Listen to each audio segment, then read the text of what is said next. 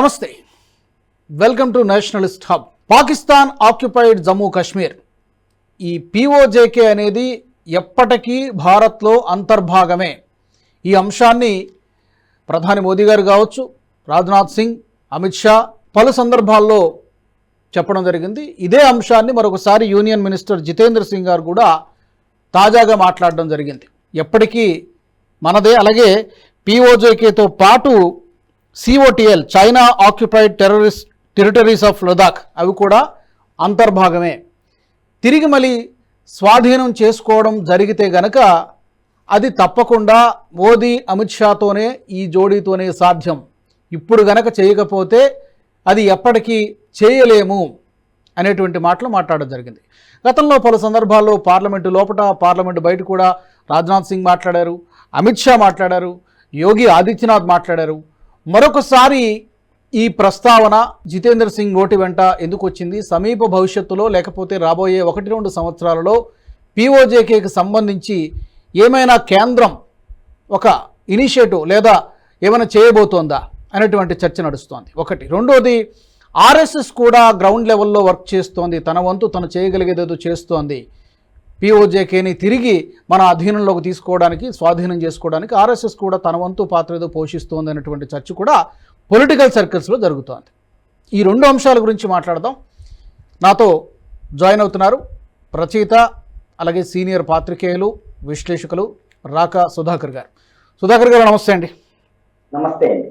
ముందుగా జితేంద్ర సింగ్ గారి కామెంట్స్ని మనం లీడింగ్ పాయింట్గా తీసుకుందాము. అది గతంలో చెప్పినటువంటి మాటనే పునరుద్ఘాటిస్తూ, నెహ్రూ గారు చేసినటువంటి తప్పులు, అదొక పెద్ద బ్లండరు భారత చరిత్రలో. అసలు పార్టిషన్ అనేదే పెద్ద బ్లండరు. అప్పుడు గనక అలా చేసి ఉండకపోతే ఇన్ని సంవత్సరాలు మనం సఫర్ అయ్యే వాళ్ళమే కాదు, అతను తీసుకున్నటువంటి తప్పుడు నిర్ణయాల వలన ఈరోజు మనం ఈ యొక్క పరిస్థితిని అనుభవిస్తూ ఉన్నాం అని చెప్పి మాట్లాడడం జరిగింది. ఎలా డీకోడ్ చేస్తారు, ఎలా మీరు విశ్లేషిస్తారు? నెహ్రూ ప్రభుత్వం ఆ రోజు తీవ్రమైనటువంటి తప్పుదం చేసి ఎటువంటి సందేహం లేదు. ఎందుకంటే నిజానికి మన సేనలు ముందుకు వెళుతూ ఉరి దాటి డొమెల్ ప్రాంతంలోకి వెళుతున్నటువంటి సందర్భంలో, అదేవిధంగా స్కార్దు కాకుండా దాని చుట్టుపక్కల ఉన్నటువంటి ప్రాంతాలని ఆక్రమించుకుని గిల్గిట్ యొక్క ఎంట్రీ పాయింట్స్ నియంత్రించేటటువంటి స్థితిలో ఉన్న సమయంలో నెహ్రూ గారు ఈ విషయాన్ని ఐక్యరాజ్య సమితి తీసుకువెళ్ళడం, ఐక్యరాజ్య సమితి ఒక సీజ్ ఫైర్ లైన్ ని ప్రకటించడము, ఆ సీజ్ ఫైర్ లైన్ మొత్తం అంతా కూడాను 0.9842 వరకు, అంటే సియాచిన్ ఎక్కడైతే ప్రారంభమో అక్కడి వరకు కూడా డెలిమిట్ చేసి, డిమార్కేట్ చేసి ఇవ్వడం జరిగింది. కాబట్టి నెహ్రూ ప్రభుత్వము కనుక ఓపిక పట్టి పోరాటాన్ని కొనసాగించి ఉన్నట్లయితే మనం పూర్తి కశ్మీర్ని స్వాధీనం చేసుకుంటున్నాం.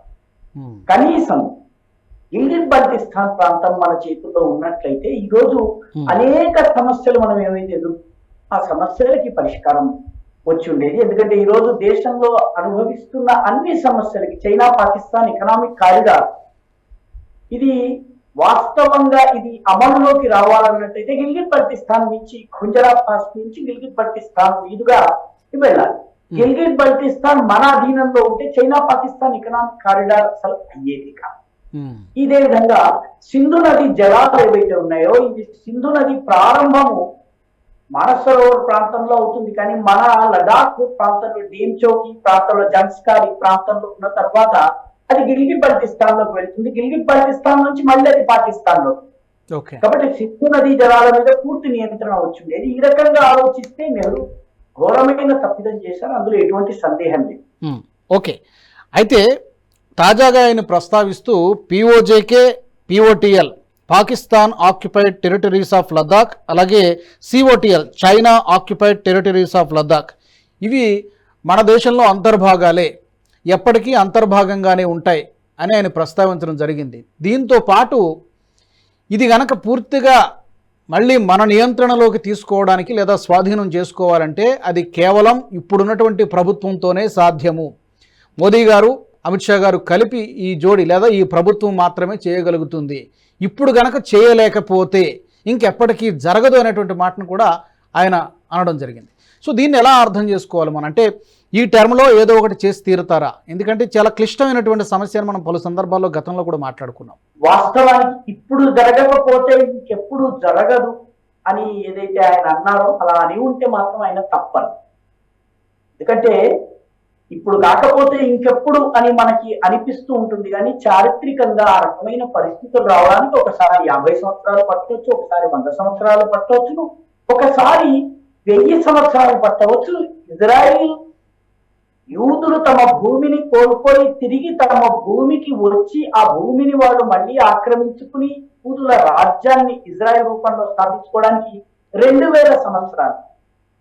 కాబట్టి ఇప్పుడు కాకపోతే ఎప్పటికీ కాదు అని ఆయన గనక అని ఉంటే అది సరైనది కాదు అన్నది నా అభిప్రాయం. ఎందుకంటే 1994లో పివి నరసింహారావు ప్రధానమంత్రిగా ఉన్న సమయంలో, అటల్ బిహారీ వాజ్పేయి విపక్ష నేతగా ఉన్న సమయంలో ఫిబ్రవరి 22, 1994లో మన పార్లమెంట్ ఏకగ్రీవంగా మొత్తము జమ్మూ కాశ్మీర్ భారతదేశపు అవిభాజ్య అంతర్భాగం చెప్పి తీర్మానం చేసింది.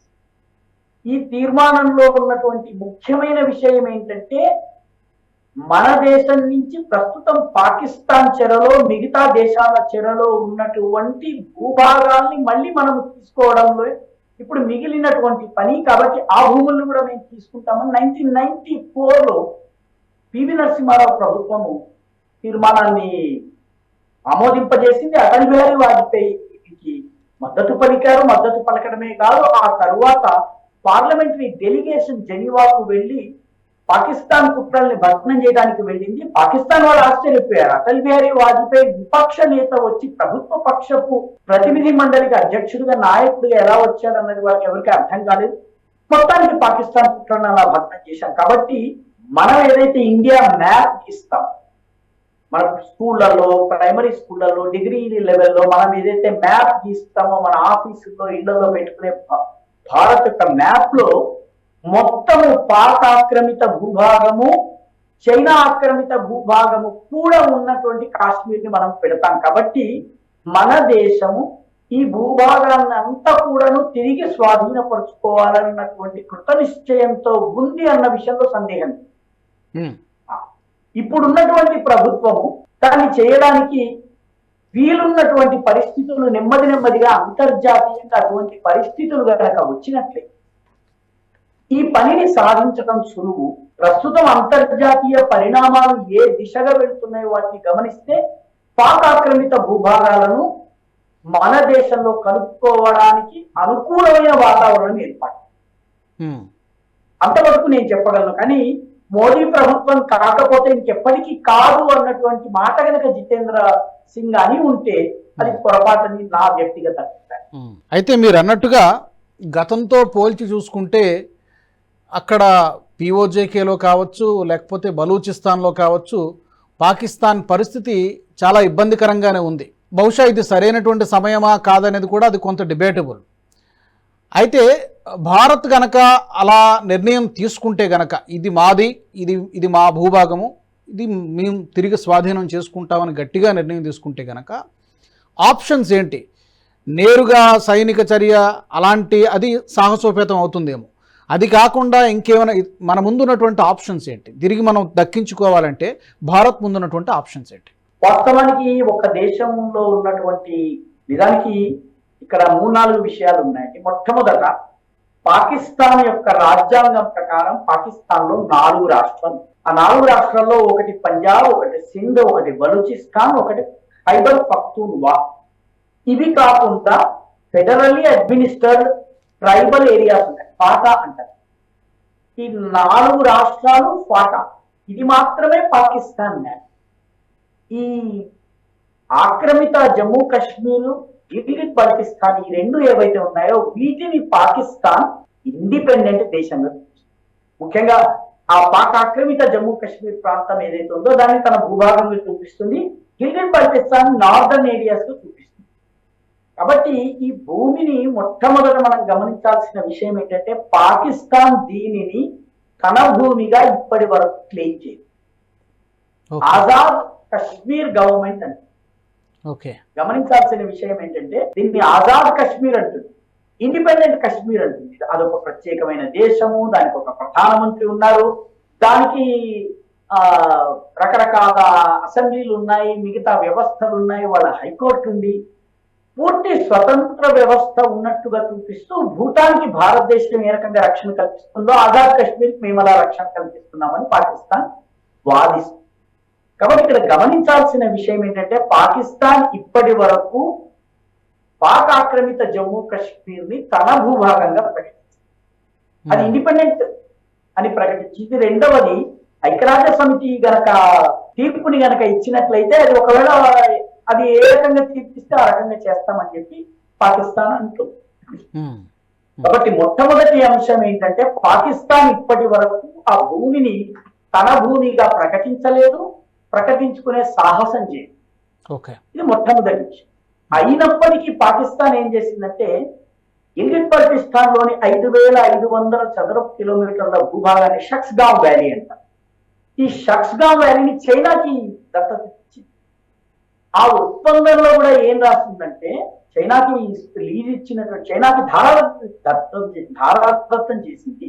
ఆ చేసిన ఒప్పందంలో కూడా ఏమని ఉందంటే ఈ ప్రాంతము డిస్ప్యూటెడ్ టెరిటరీ కాబట్టి డిస్ప్యూటెడ్ టెరిటరీ యొక్క డిస్ప్యూట్ పూర్తయి ఎవరి అధీనంలోకి వెళుతుందో వాళ్ళతో చైనా మళ్ళీ కొత్తగా ఒప్పందం చేసుకోవాల్సి ఉంటుంది అని చెప్పే క్లాజ్.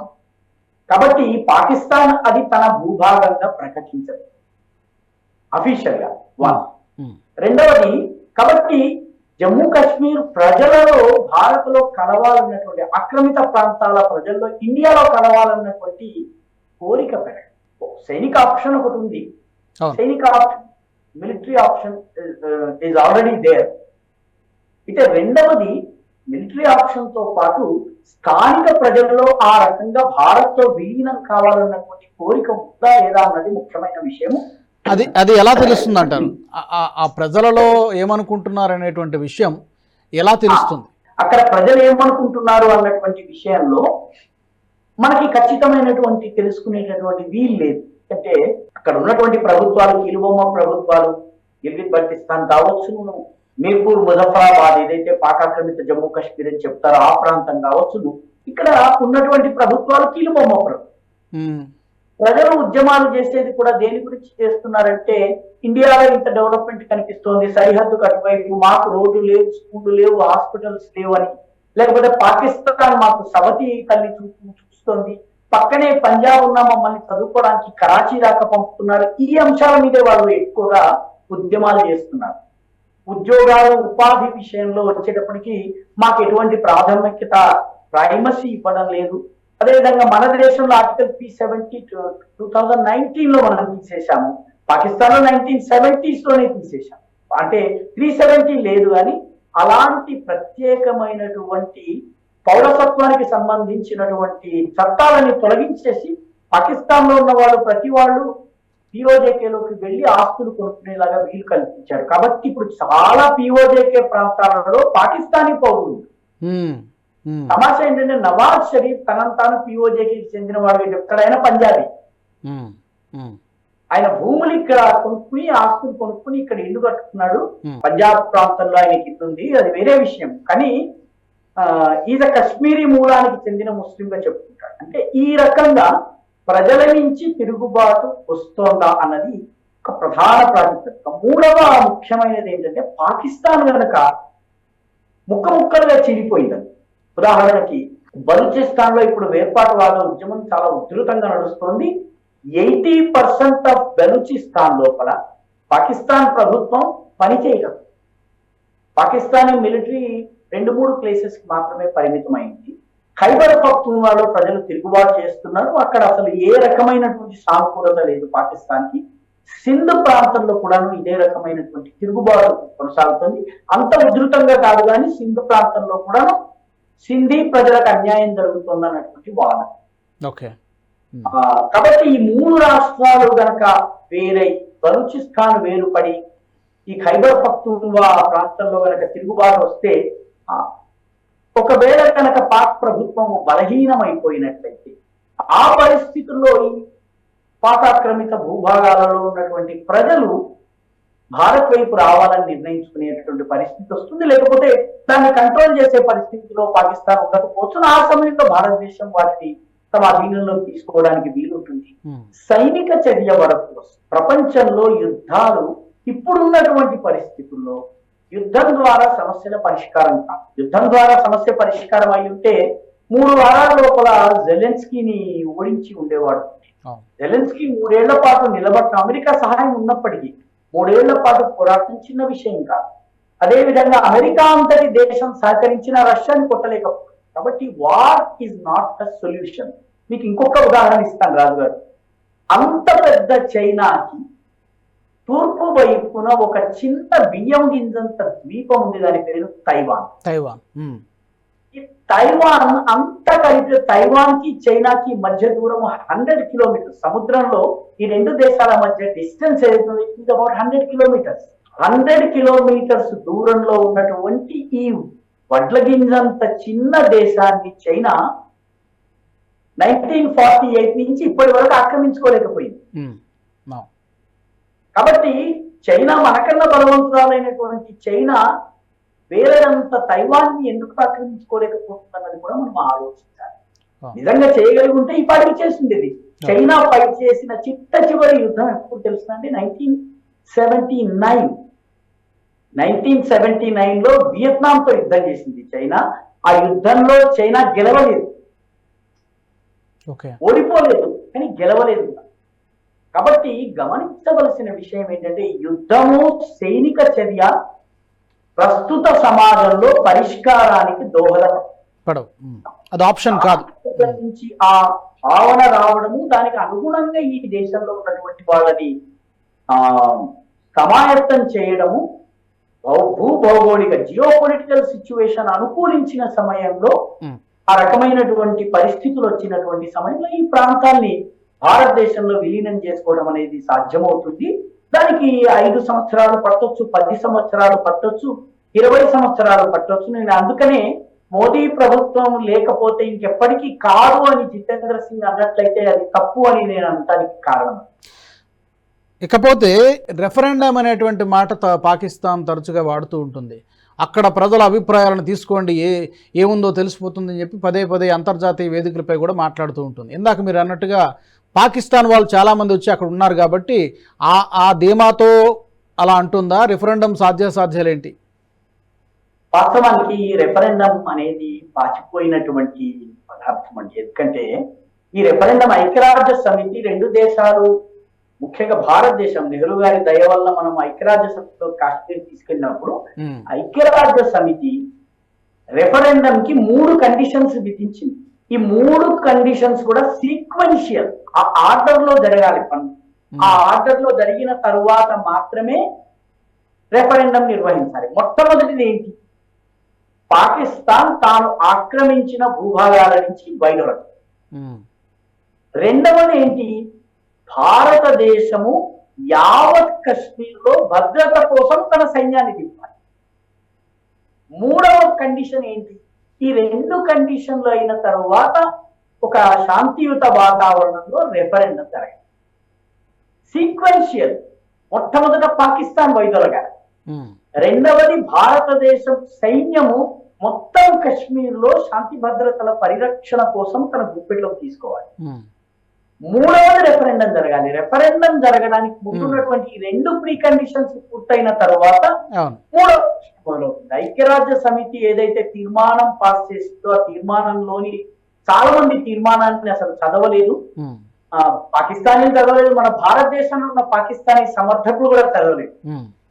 ఈ 3 కండిషన్స్ కూడా ఒకదాని తరువాత ఒకటి జరగాలి. ముందు రెఫరెండం తరువాత పాకిస్తాన్ వైదొలగడం కాదు, ముందు పాకిస్తాన్ వైదొలగాలి. కాబట్టి పాకిస్తాన్ వెకేట్ చేయాలి, ఆ ప్రాంతాల్లో ఇండియన్ మిలిటరీ వెళ్ళాలి, ఆ తర్వాత రెఫరెండం జరగాలి. కాబట్టి ఈ 3 జరిగిన తర్వాత రెఫరెండం మాట, అప్పటి వరకు రెఫరెండం కి అర్థం లేదు. కాబట్టి రెఫరెండం అనే ప్రశ్న ప్రస్తుతానికి తలెత్తు. ఓకే, ఈ వీడియో మీకు నచ్చినట్టయితే లైక్ చేయండి, 10 మందికి షేర్ చేయండి. అలాగే కామెంట్ల రూపంలో మీ అభిప్రాయాలను మాతో పంచుకోండి. Nationalist hub group of channels ను సబ్స్క్రైబ్ చేసుకుని తెలుగునాట జాతీయవాద జర్నలిజాన్ని ప్రోత్సహించండి. ఈ వీడియో కింద ఉన్న బెల్ ఐకాన్ పై క్లిక్ చేయడం మర్చిపోవద్దు.